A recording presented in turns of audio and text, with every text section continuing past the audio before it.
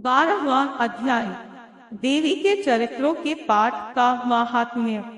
देवी बोली, हे देवताओं, जो पुरुष इन स्तोत्रों द्वारा एकाग्रचित्त होकर मेरी स्तुति करेगा, उसके संपूर्ण कष्टों को निसंदेह हर लूंगी। मधुकैटभ के नाश, महिषासुर के वध और शुंभ तथा निशुंभ के वध की जो मनुष्य कथा कहेंगे, मेरे महात्म्य को अष्टमी, चतुर्दशी व नवमी के दिन एकाग्रचित्त से भक्ति पूर्वक सुनेंगे, उनको कभी कोई पाप न रहेगा। पाप से उत्पन्न हुई विपत्ति भी उनको न सताएगी। उनके घर में दरिद्रता न होगी और न उनको प्रियजनों का विक्षोभ होगा। उनको किसी प्रकार का भय न होगा।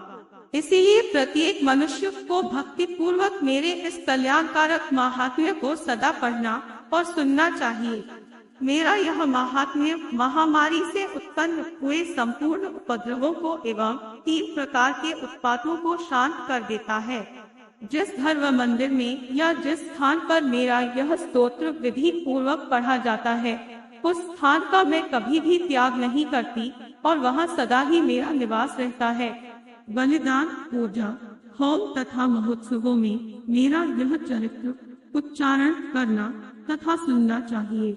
ऐसा हवन या पूजन मनुष्य जानकर या बिना जाने करे, मैं उसे तुरंत ग्रहण कर लेती हूँ। और शरद काल में प्रत्येक वर्ष जो महापूजा की जाती है, उनमें मनुष्य भक्ति पूर्वक मेरा यह महात्म्य सुनकर सब विपत्तियों से छूट जाता है और धन, धान्य तथा पुत्र आदि से संपन्न हो जाता है। और मेरे इस महात्म्य व कथाओं इत्यादि को सुनकर मनुष्य निर्भय हो जाता है और महात्म्य के श्रवण करने वालों के शत्रु नष्ट हो जाते हैं तथा कल्याण की प्राप्ति है और उनका कुल आनंदित हो जाता है। सब कष्ट शांत हो जाते हैं तथा भयंकर स्वप्न दिखाई देना तथा घरेलू दुख इत्यादि सब मिट जाते हैं। बाल गृहों में ग्रसित बालकों के लिए यह मेरा महात्म्य परम शांति देने वाला है। मनुष्यों में फूट पड़ने पर यह भली भांति मित्रता करवाने वाला है। मेरा यह महात्म्य मनुष्यों को मेरी जैसी सामर्थ्य की प्राप्ति करवाने वाला है।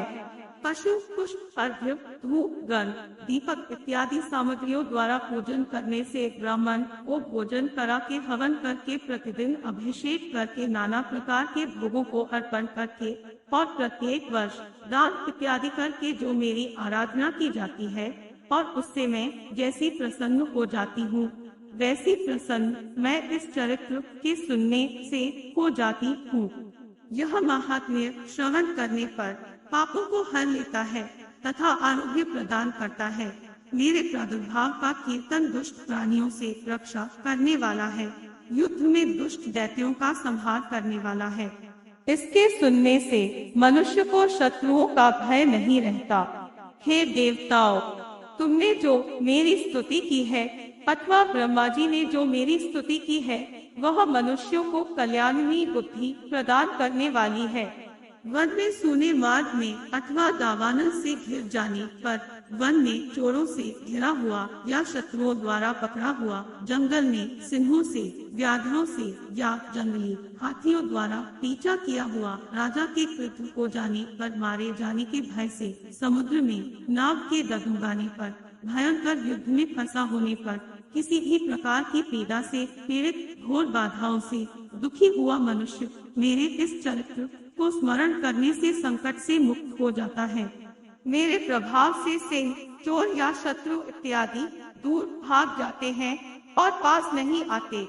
महर्षि ने कहा, प्रचंड पराक्रम वाली भगवती चंडिका यूं कहने के पश्चात सब देवताओं के देखते ही देखते अंतर्धान हो गई और संपूर्ण देवता अपने शत्रुओं के मारे जाने पर पहले की तरह यज्ञ भाग का उपभोग करने लगे और उनको अपने अधिकार फिर से प्राप्त हो गए तथा युद्ध में देवताओं के शत्रुओं शुंभ व निशुंभ के देवी के हाथों मारे जाने पर बाकी बचे हुए राक्षस पाताल को चले गए। हे राजन, इस प्रकार भगवती अंबिका नित्य होती हुई भी बार बार प्रकट होकर इस जगत का पालन करती है, इसको मोहित करती है, जन्म देती है और प्रार्थना करने पर समृद्धि प्रदान करती है।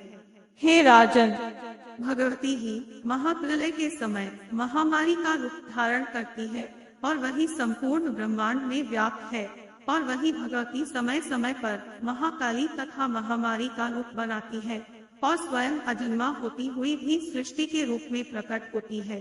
वह सनातनी देवी प्राणियों का पालन करती है और वही मनुष्य के अभ्युदय के समय घर में लक्ष्मी का रूप बनाकर स्थित हो जाती है तथा अभाव के समय दरिद्रता बनकर विनाश का कारण बन जाती है।